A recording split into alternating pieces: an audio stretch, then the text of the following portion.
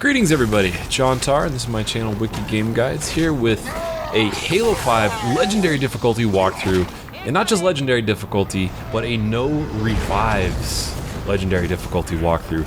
This game is surprisingly easy. I mean, it's still very challenging on Legendary difficulty. You die very fast, but because of how Halo 5 is structured, and how you always have 3 teammates following you around, 3 AI teammates following you around when you're playing solo that can revive you at any time, it just feels way too easy compared to the Halo games of, well, since Halo 1. And so I decided to make this walkthrough a little bit more challenging for myself by having it, well, basically I'm never going to rely on my teammates to revive me to beat a mission. So reverting from checkpoint is like, it loads insanely fast, like faster than, what was it, Tony Hawk 5 that just came out that just got absolutely terrible reviews.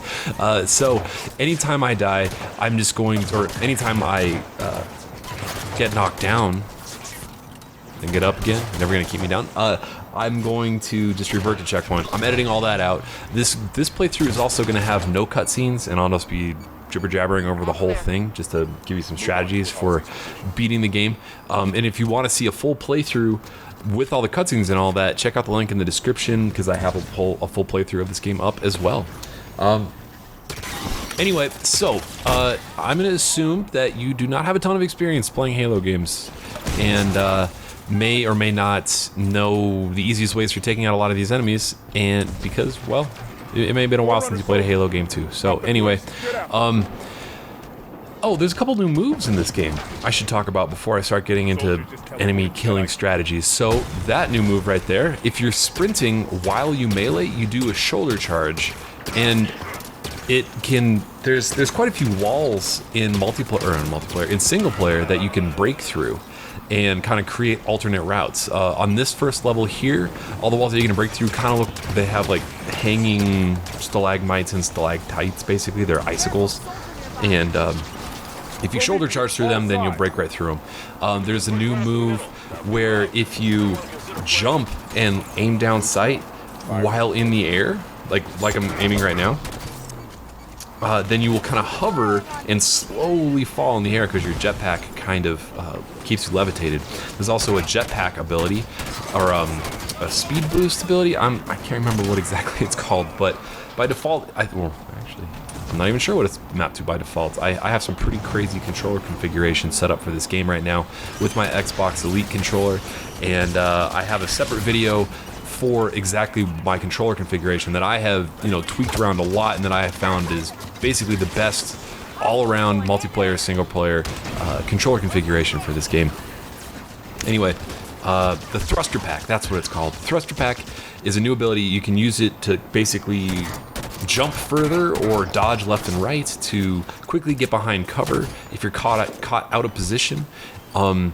Or to like dodge a grenade quickly that's at your toes or something like that. It's a really fun ability, and I'm still learning to use it as effectively as I possibly can. You'll see me a lot of times, like as I'm sprinting to get to the next area, jump and then thruster pack right away, because that gives you a really nice speed boost and can make you run and get to the next objective really freaking fast. What other abilities? Oh, there's a ground pound as well. So if you hold the melee ability, or if you hold melee in the middle of the air, you'll get kind of like a circle on the ground, and after like a quarter of a second or maybe half a second of holding melee while in the air, it'll kind of like, the circles on the ground will, or concentric circles on the ground will turn like a solid white, and you'll hear a little beep, meaning that it is charged long enough that you can actually use the ground pound ability and go flying at the ground and do a ton of damage to anybody that is directly below you. And I have another video as well explaining these new abilities if you didn't play in the beta, or just don't like the ground pound actually took me a while to completely understand the mechanics behind it, because it doesn't make it very clear that you have to in fact charge the ground pound while you're hovering in the air.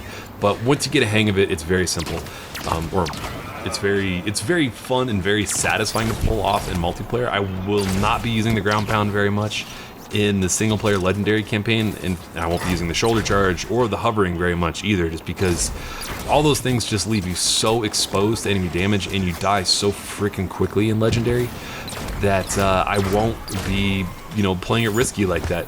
For the most part, well, as often as I can, I'll be using weapons like this light rifle here, the pistol, the battle rifle, the DMR, Covenant carbine, snipers, long-range, high-precision, high-damage weapons. Every once in a while, I'll use things like the suppressor or a shotgun or the needler, but when I have the option to have a light rifle or a battle rifle versus one of those kind of more, not necessarily more challenging weapons, just weapons that have a much shorter range, like the more range a weapon has, the better, in my opinion. I'll also be using turrets as often as I can. I'll be using crazy, well, in this video later on in a little bit, you'll see a couple, not necessarily hidden paths, but kind of interesting strategies, different routes that you can take to get the best angle on some enemies. Like later in the mission, there's a section where there's a couple enemies that have like very powerful turrets that make it really challenging to get through an area, but it's not too bad if you know how to take them out without both of them shooting at you and then have to kind of flank the other one. So basically, I'm going to be making this walkthrough as easy to follow as possible by trying to use strategies that are easily replicatable and not doing like crazy speedrun strategies. I'm trying to make this walkthrough something that everybody can use. I mean, if you're looking to speedrun the game, then, well, you probably don't need help. You're coming up with your own strategies as it is. But this game it can be really freaking hard on Legendary difficulty. You will, you know, it's a dramatic difference. It is how quickly you die and how precise you have to be with your firing, and you just cannot waste ammo at all on Legendary difficulty. You just, any battle rifle shot, any high precision weapon shot, you have to get a kill with it, and and knowing where to find more ammo and stuff like that ends up being really helpful. Oh, so here is where the first skull is located. I also have a skull and intel location walkthrough series in process. Some of them are harder to find than others. That first skull is pretty freaking easy to find, and some of the intels, I think there's 7 intels on this level. Hitting down on the D-pad sends out kind of a ping around you. It's a little radar scanning thing, and if you're close enough to one of the intels, it'll actually reverberate with another echolocation, like ping, basically, and then on the map is where, not on the map, but in the game, you'll see kind of like a digital cloud surrounding where the datapad is, if you are close enough to it. So you still have to do a decent amount of searching to find all of the collectibles if you wanted to do it on your own, but it's certainly not like, you could still very easily overlook collectibles if you're not using the ping and like searching all the areas. And I'm still kind of struggling to figure out the difference between Locke and Master Chief and how their pings work for the different characters, because they do work differently, but I'll have something about that once I figure it out. So you'll notice I just marked that enemy with the turret on that top up there. If you look at an enemy and press up on the D-pad, that marks that enemy for your teammates to attack, and they will go out of their way to attack him over other enemies. Now, like, the AI isn't insanely helpful. They won't get a ton of kills for you, and you can do things like give them rocket launchers, but I haven't tested that out yet with like infinite ammo, old school Halo way, where you just give an enemy a rocket launcher in the passenger seat of a Warthog and then drive around and let them just like infinitely blow up everything. But you can like look at a weapon on the ground and and press up on the D-pad to pick it up. You can also, you know, instruct them to go to different cars and vehicles and stuff like that when there is vehicle combat, and do things like man a turret. Kraken is falling back. Perimeter defenses were too much for it. And so these enemies, the Prometheans, pretty easy. Well, not pretty easy to kill. Actually, I'd say they're more difficult to kill than the Covenant. With the Prometheans, you need to look for where their weak spot is, and these Promethean soldiers, I guess is what they're. I'm just gonna call them soldiers. The middle tier one. We haven't seen any Promethean Knights yet. I know the Knights are the biggest ones. They have like these 2 little jetpacks on the side. Well, I'm just gonna look up their names right now. Yeah, those guys, basically you just want to do enough damage to them to get them to show a glowing weak spot in the middle of them. Promethean enemies, Halo.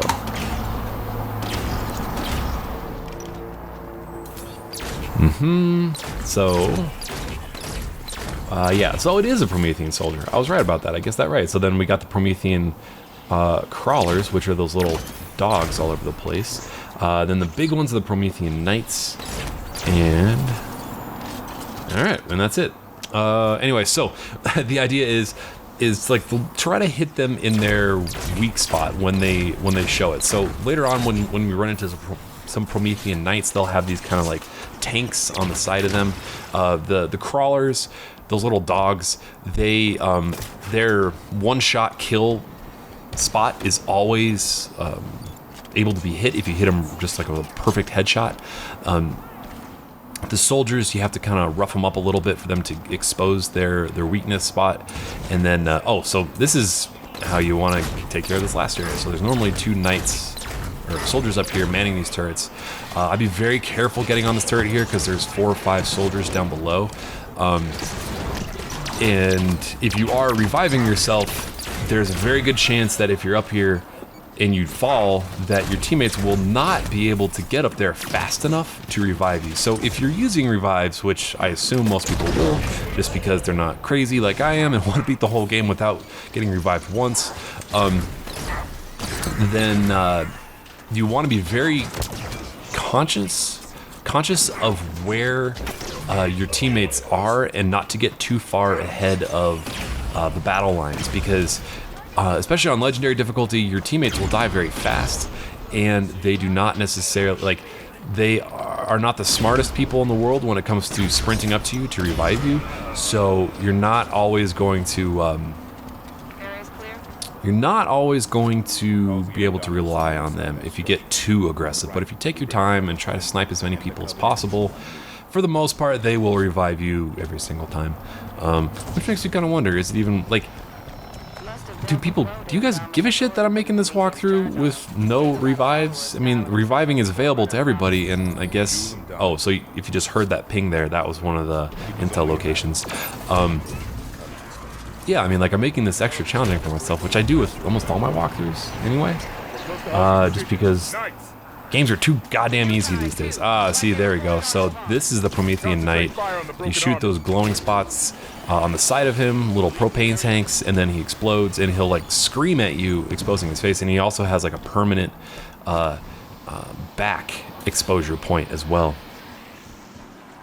That you like, if you can use your teammates to distract him and get behind him, then which will be a very handy tactic later in the game with some other enemies, then you can easily just like melee him in the back with a sword even, or just get very easy shotgun blasts or some other weapon to that weak spot on the back. Now, like, if like, let's say you're on a mounted turret with infinite ammo and you're not getting hit by them, just keep blasting them in the face. It's not too essential, but because ammo management, especially ammo management for like the really good weapons in the game, like the high precision, high damage weapons that I'll be using most of the time, you do not want to just like blast away at their chest.